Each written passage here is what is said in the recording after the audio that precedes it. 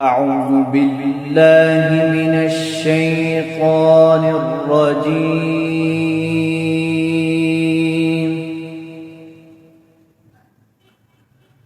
بسم الله الرحمن الرحيم.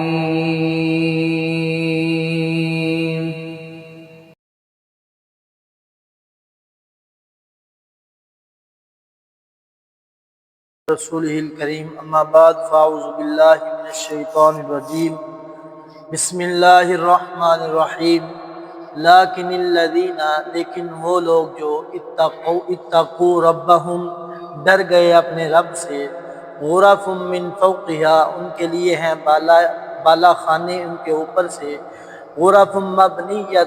اور بالا خانے ہیں بنائے ہوئے تجری من تحتہا چلتی ہیں ان کے نیچے سے الانہار نہریں وعد اللہ یہ اللہ تعالیٰ کا وعدہ ہے لا یخلف اللہ المیعاد نہیں خلاف کرتا اللہ تعالیٰ اپنے وعدے کے۔ اللہ رب العالمین ان آیہ مبارکہ سے پہلے کفار جو اللہ تعالیٰ کے دین کو نہیں مانتے، اللہ تعالیٰ کی بات کا جو انکار کرتے ہیں، شرک کرتے ہیں، ان کے عذاب کا ذکر فرمایا کہ قیامت کے دن ان کے لیے آگ ہی آگ ہوگی اور ان کو کوئی بچانے والا نہیں ہوگا۔ اس کے ساتھ ہی اللہ تعالیٰ نے وہ لوگ جو نیکی اور تقوی اختیار کرتے رہے، اللہ کی عبادت کرتے رہے، فرمایا جیسے ان کو سزا ہے ان کو جزا ہے، اور ان کے لیے اللہ تعالیٰ نے فرمایا غرف من فوقہا ان کے لیے اونچے بالا خانے یعنی اونچے اونچے محلات بنائے ہوئے ہیں، اور اتنے خوبصورت محلات کہ نبی علیہ السلام نے فرمایا کہ جنت کے محلات کو اللہ تعالیٰ نے ایک اینٹ سونا اور ایک اینٹ چاندی ان چیزوں سے اللہ تعالیٰ نے بنایا ہے کہ جس کے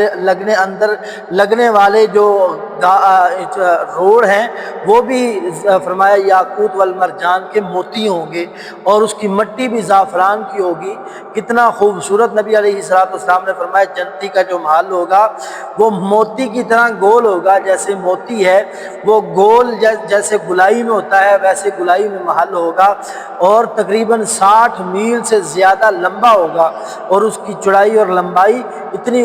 حسین و جمیل اس کا منظر ہوگا کہ نبی علیہ السلام نے فرمایا کہ جنتی باہر محل کے کھڑا ہوگا، اپنی اندر حور کو جو ہے باہر کھڑے ہو کر ہی دیکھ لے گا، اور اس کی خوبصورتی کا یہ عالم ہوگا کہ نبی علیہ السلام نے فرمایا کہ ایسی خوبصورتی ہوگی کہ جو نہ کسی آنکھ نے دیکھی ہوگی نہ کسی دل نے ایسا تصور ہی کیا ہوگا، اور ان محلات کے نیچے سے نہریں چلتی ہوں گی، شراب کی نہریں، شہد کی نہریں اور دودھ کی نہریں اور صاف پانی کی نہریں۔ یہ جنتیوں کے لیے اللہ تعالیٰ نے جو محلات میں اللہ تعالیٰ نے نعمتوں کو تیار کیا، فرمایا وعد اللہ یہ اللہ کا وعدہ ہے۔ دنیا کے وعدے تو جھوٹے ہو سکتے ہیں لیکن اللہ کا وعدہ جھوٹا نہیں ہے، اللہ تعالیٰ اپنے وعدے کی خلاف ورزی نہیں کرتے۔ اس لیے جہاں پر کفار کو اللہ تعالیٰ تنبیہ کرتے ہیں، مومن کو بھی اللہ تعالیٰ حوصلہ دیتے ہیں کہ آپ اپنے ایمان پر ڈٹے رہو اور اپنے نیک اعمال پر لگے رہو۔ جہاں پر کافر کو آپ دیکھ کر پریشان ہوتے ہو کہ شاید کہ یہ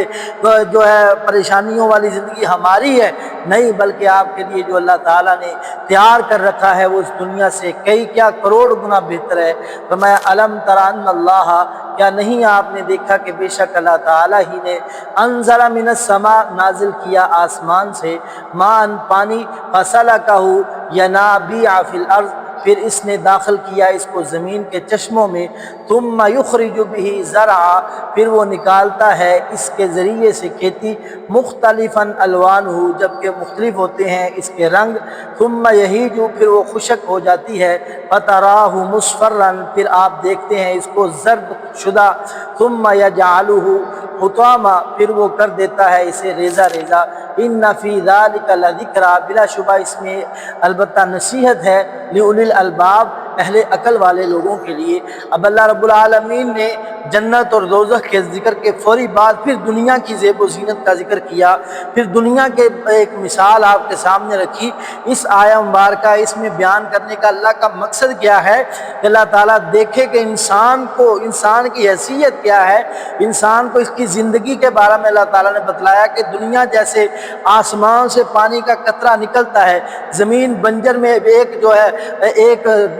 درخت اگتا ہے، ایک بوٹا لگتا ہے، جب وہ بچپن میں ہوتا ہے تھوڑا سا ہوتا ہے، جیسے وہ تناور ہوتا ہے اس پر پھل لگتے ہیں، خوبصورتی آ جاتی ہے، اناج اپنی خوبصورتی کو آتا ہے، جیسے وہ خوبصورت ہوتا ہے ایسے انسان جب دنیا میں آتا ہے بالکل بچہ ہوتا ہے۔ اللہ رب العالمین اس کو جب دنیا میں لاتے ہیں بچپن کا عالم ہوتا ہے، پھر جیسے جیسے اس کی زندگی بڑھتی ہے، اس کی ہڈیاں مضبوط ہوتی ہیں، یہ اپنے آپ کو مضبوط کرتا کرتا جوانی میں چلا جاتا ہے۔ فرمایا مختلفاً الوانہ، پھر اس کے مختلف رنگ ہو جاتے ہیں۔ وہ چھوٹا سا پودا جو بچپن میں ہوتا ہے اس کا رنگ اور ہوتا ہے، جب وہ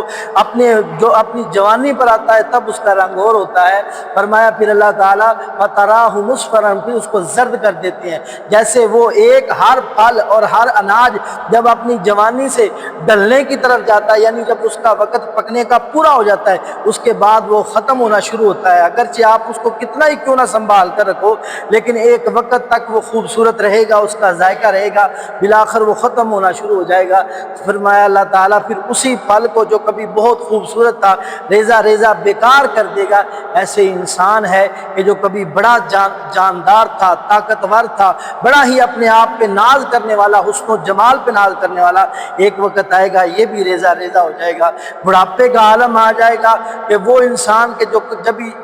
جس سے کبھی لوگ ڈرتے تھے اب اس سے وہ لوگوں سے ڈر رہا ہے۔ جیسے ایک بڑی موٹی سی مثال ہے کہ ایک کھڑک سنگھ نام کا بندہ جو بڑا اپنے آپ کو طاقتور کہا کرتا تھا تو لوگ اس کے نام سے ڈرتے تھے۔ ایک وقت آیا ایک کمرے میں لیٹا ہوا ہے اور لیٹے لیٹے اس کی